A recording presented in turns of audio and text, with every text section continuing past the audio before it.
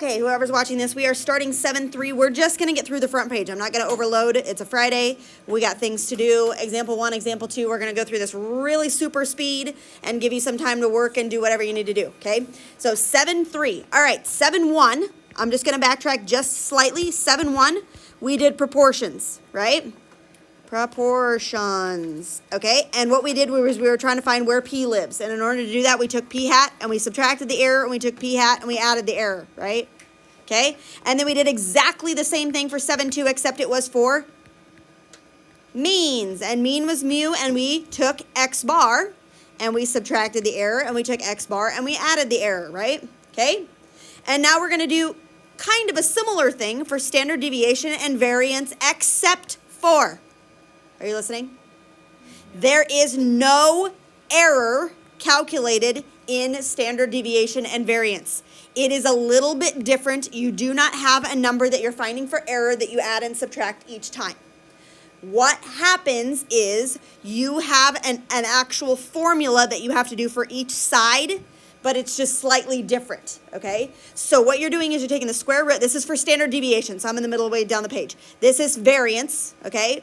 And standard deviation is the one that we'll do the most often, so I'm zooming to him.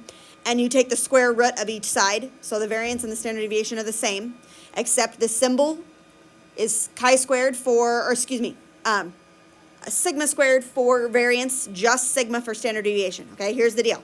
We take n minus 1. Do we know what n is? The sample size. Standard deviation squared. And then this guy right here is the number that we look up on the chart. This number here is a different number that we look up on the chart. So we look 2 numbers up on the chart instead of just 1. Yes, yes, yep. So 2 numbers on the chart. So they're going to do, in example 1, they're just going to have us looking numbers up on the chart. Here we go. A simple random sample of 22 IQ scores. That sounds like N is obtained. Construct a confidence interval. For the standard deviation, it requires a left and a right critical value. And they call it a chi squared. That's what this guy is. He is CHI squared. Okay? That's what that X is. Left and right critical values. So we have 2 critical values we're looking up on the chart. Okay? All right. And that's all they want us to find. They want us to find chi squared left and they want us to find chi squared right. That's all they want us to do. Okay? And it's a little weird writing that. It's like a subscript L and a subscript R with a square on the top of it. It's weird, okay? And all you're doing is looking up on the chart. So everybody grab your chart real quick. Okay? And you have degrees of freedom. So if N is 22, how many degrees of freedom?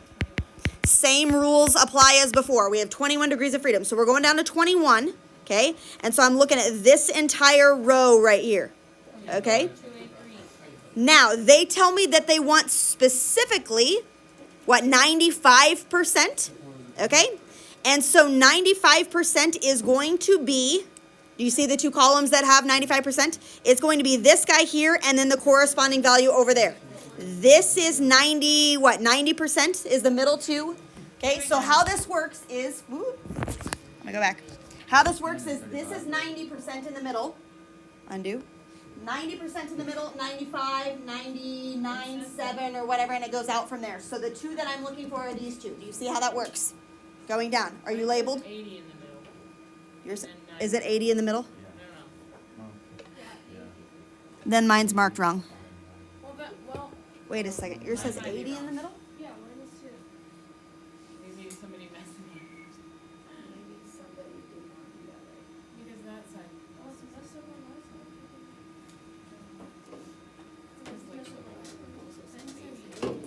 I don't know who wrote that. It looks like a girl. Area to the right of the critical value. Is yours like that? Oh.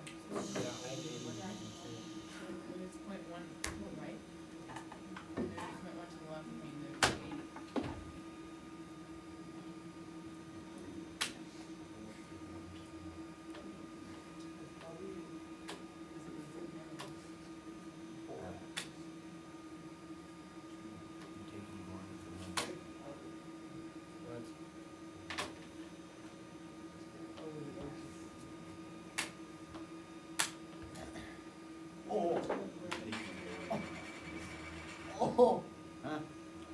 Oh, This one not labeled, right? smell that. Yours is both labeled, right? Smell it. Okay, Like a- real quick. My chart's labeled wrong. Un momento, por favor. How did you teach this I don't know. in the past? I don't know. I don't know. Maybe I labeled them wrong. But they have them labeled. I don't know. I don't know. This middle one should be 80%. Then the next one is 90%. Check and see if yours are right. I don't know. This next one should be 95%. This one should be 98. 98%. Then this one should be 99%. Are those right? Yeah. Yes. 80 is the middle, then 90, 95, 98, 99, yeah? Okay, that's how you have them labeled on yours? Exactly like that?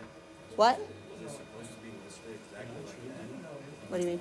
Let me see yours. 80. I don't have anything. Oh, then we gotta label yours. We'll label yours here in a second. Okay. All right, but everybody else's is like this? Okay, all right, so we are looking for what? Which one were we looking for? 95? 21 at 90. What are we looking for? Yeah. 95? So we are looking for not that one, not this one. We're looking for this guy, and we're looking for this guy. Do you see those?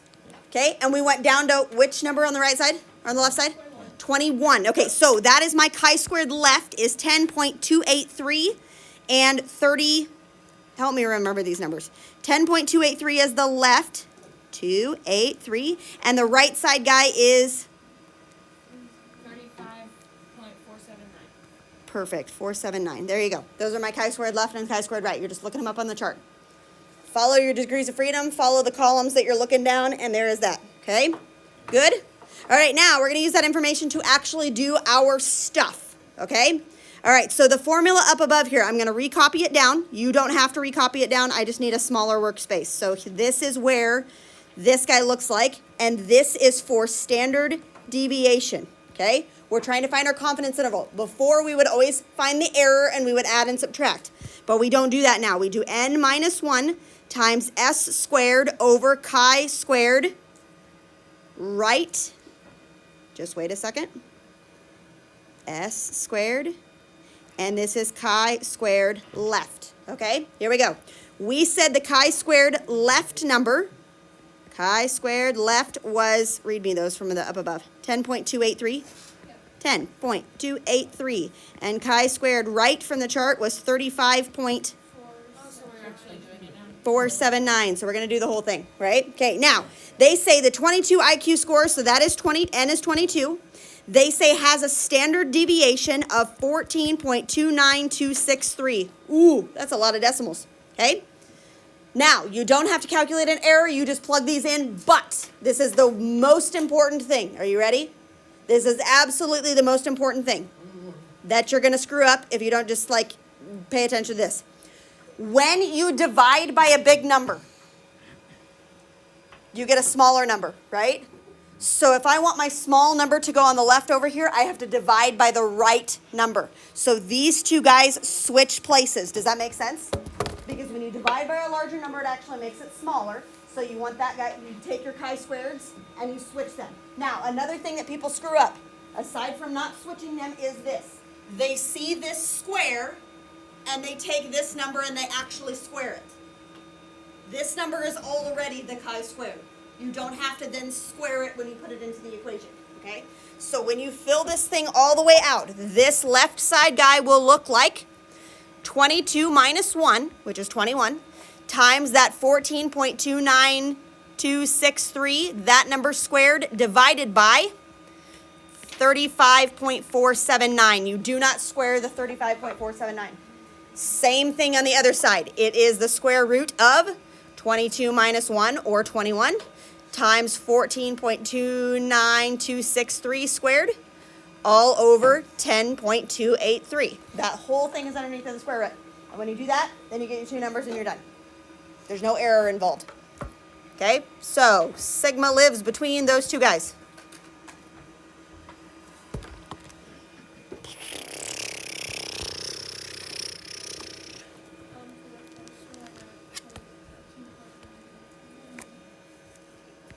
Two 2.91, okay? And then if you have a decent calculator that will allow you to just go back, all you have to do is switch that number out. Yeah?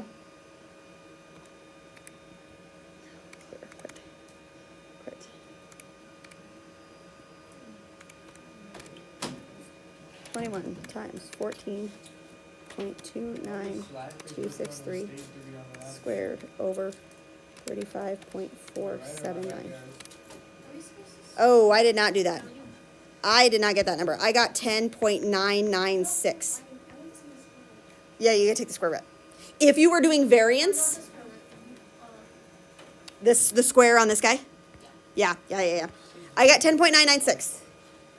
And then if you do the second one and you switch that bottom number out, he is 10.283 and he is 20.425. Okay? All right, so here's the deal. This is what this means. The sample, according to my sample, the standard deviation was 14.29.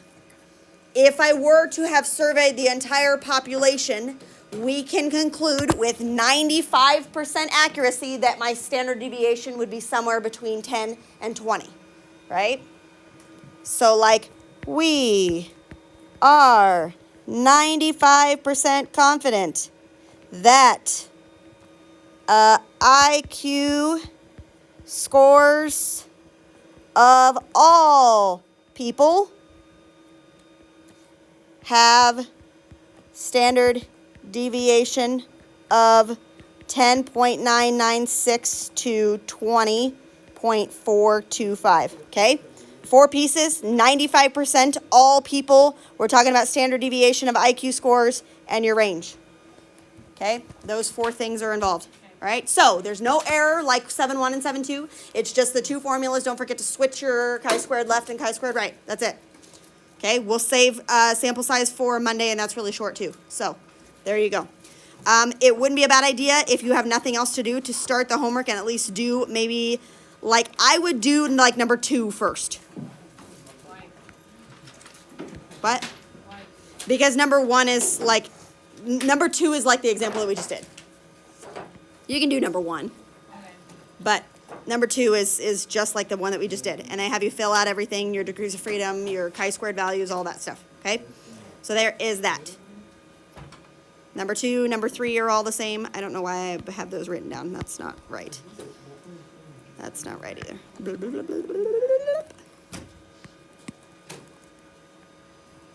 Okay, there you go. Beautiful.